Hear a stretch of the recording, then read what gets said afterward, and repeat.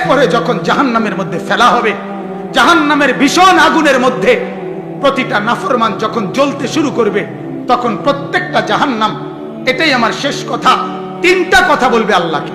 কয়টা কথা? এক নাম্বার বলবে, আল্লাহ এত কষ্ট, এত আযাবের চাইতে মৃত্যু দিয়ে দেন, মেরে ফেলেন।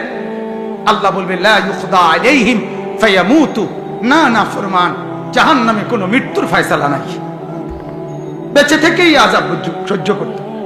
দুই নাম্বার, প্রতিটা নাফরমান বলবে, আল্লাহ তাইলে দ্বিতীয় প্রস্তাব মহলা আপনার কাছে, জাহান্নামের আযাব একটু হালকা করে দেন, একটু একটা ঘন্টা বাদ দিতে কোন, মাসে একদিন কদ্দুর ছাড় দেন, সপ্তাহে একটা দিন ছাড় দেন, 24 ঘন্টার মধ্যে 10টা মিনিট একটু বিশ্রাম করতে দেন মাওলা, একটু ছাড় দেন না কমপক্ষে।